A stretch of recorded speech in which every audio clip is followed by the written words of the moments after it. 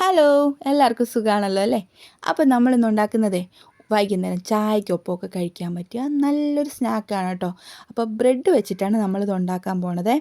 അപ്പോൾ നിങ്ങൾക്ക് എല്ലാവർക്കും ഇഷ്ടപ്പെടുന്ന രീതിയിലാണ്, എന്തായാലും ഒന്ന് ട്രൈ ചെയ്യണേ. അപ്പോൾ അതിനായിട്ട് ഞാനിവിടെ ഒരു പാത്രം എടുത്ത് വെച്ചിട്ടുണ്ട്. ആ പാത്രത്തിലേക്ക് 1 കപ്പ് മൈദ ഇട്ട് കൊടുക്കുന്നുണ്ട്. പിന്നെ അതിൻ്റെ കൂടെ തന്നെ 1 ടേബിൾ സ്പൂണോളം അരിപ്പൊടിയാണ് ഇട്ട് കൊടുക്കുന്നത് കേട്ടോ. അപ്പോൾ വറുത്ത അരിപ്പൊടിയാണ് നമ്മൾ ഇടിയപ്പത്തിനും പത്തിരിക്കൊക്കെ എടുക്കുന്ന ആ ഒരു അരിപ്പൊടി. പിന്നെ അതിൻ്റെ കൂടെ തന്നെ 1 ടീസ്പൂണോളം എള്ളിട്ട് കൊടുക്കുന്നുണ്ട്. പിന്നെ നമുക്ക് മധുരത്തിന് ആവശ്യത്തിന് പഞ്ചസാര ഇട്ട് കൊടുക്കാം. ഞാനിവിടെ ഒരു 2 ടീസ്പൂണോളം പഞ്ചസാര ഇട്ട് കൊടുത്തിട്ടുണ്ട്. പക്ഷേ നിങ്ങൾക്ക് വേണമെങ്കിൽ മാത്രം മധുരം വേണമെങ്കിൽ മാത്രം ഇട്ട് കൊടുത്താൽ മതി. ചില ബ്രെഡിലൊക്കെ മധുരം ഓൾറെഡി ഉണ്ടാവും, അപ്പോൾ അതിനനുസരിച്ചൊക്കെ ഇട്ട് കൊടുത്താൽ മതി കേട്ടോ. പിന്നെ 1 നുള്ളു ഉപ്പും 1 നുള്ളു ബേക്കിംഗ് സോഡയും കൂടി ഇട്ട് കൊടുക്കുന്നുണ്ട് കേട്ടോ. പിന്നെ നമുക്ക് ഈ ഒരു സ്നാക്കിന് കളറ് വേണം എന്ന് തോന്നുകയാണെങ്കിൽ അത് മഞ്ഞ കളർ വേണം എന്ന് തോന്നുകയാണെങ്കിൽ മാത്രം ഒരു 1/4 ടീസ്പൂൺ മഞ്ഞൾപ്പൊടിയും കൂടി ഇട്ട് കൊടുക്കാം. വേണമെങ്കിൽ മതി കേട്ടോ, അത് ഓപ്ഷണലാണ്, നിർബന്ധമില്ല. പക്ഷേ ഞാൻ കുറച്ച് ഇട്ട് കൊടുത്തിട്ടുണ്ട് കേട്ടോ. ഇനി ഇത് നമുക്ക് മാവ് നന്നായിട്ടൊന്ന് മിക്സ് ചെയ്ത് കൊടുക്കാം. അതിനുശേഷം നമ്മൾ ഒന്നിച്ചിതിൽ വെള്ളം എടുത്ത് ഒഴിച്ച് കളയരുത്.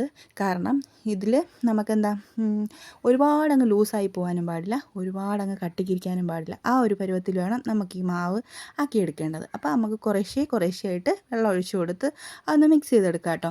അപ്പം ഞാനിവിടെ ഒരു 5 ബ്രെഡാണ് എടുത്തിട്ടുള്ളത്. അപ്പോൾ ആ 5 ബ്രെഡും ഞാൻ അതുപോലെയല്ല, 5 ബ്രെഡിനെ ഒന്ന് മുറിച്ചെടുത്തിട്ടുണ്ട്.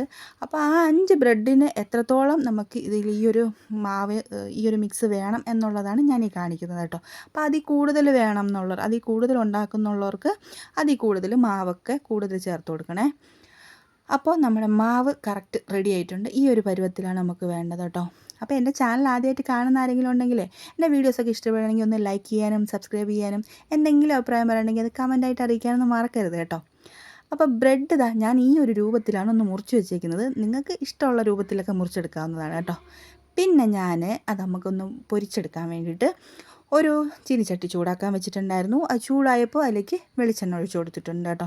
ഇനി വെളിച്ചെണ്ണ ഒന്ന് നന്നായിട്ട് ചൂടായി വരുമ്പോൾ നമ്മൾ മുറിച്ച് വെച്ചിരിക്കുന്ന ബ്രെഡ് നമ്മൾ തയ്യാറാക്കി വെച്ചിരിക്കുന്ന ആ ബാറ്ററിലൊന്ന് മുക്കിയിട്ട് ഇതിലോട്ടങ്ങ് ഇട്ട് കൊടുക്കും.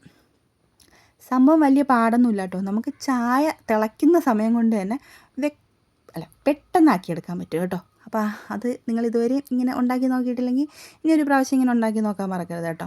അപ്പോൾ ഒരു വശം ഒന്ന് മുരിഞ്ഞ് വരുമ്പോൾ നമുക്ക് മറിച്ചിട്ട് അടുത്ത വശവും കൂടെ മുറിച്ചെടുക്കാം. അപ്പോൾ ഒരുപാട് തീ കൂട്ടിയിടരുത് കേട്ടോ, ഒരുപാട് കുറച്ചുവിടണ്ട. ഒരുപാട് കുറച്ചിടുമ്പോൾ നമുക്ക് ഇതിൽ ബ്രെഡിൽ എണ്ണ കൂടുതലായിട്ട് പിടിക്കും. അപ്പോൾ അതുകൊണ്ട് മീഡിയം ഫ്ലെയിമിലിട്ട് ഇതുപോലെ 2 വശവും ഒന്ന് അപ്പുറവും ഇപ്പുറവും ഒന്ന് ഇതുപോലെ മറിച്ചിട്ട് ഒന്ന് മുറിച്ചെടുത്താൽ മാത്രം മതി കേട്ടോ. അപ്പോൾ നിങ്ങൾ എന്തായാലും ഇതൊന്ന് ട്രൈ ചെയ്ത് നോക്കണം. അടിപൊളി ടേസ്റ്റാണ് കേട്ടോ.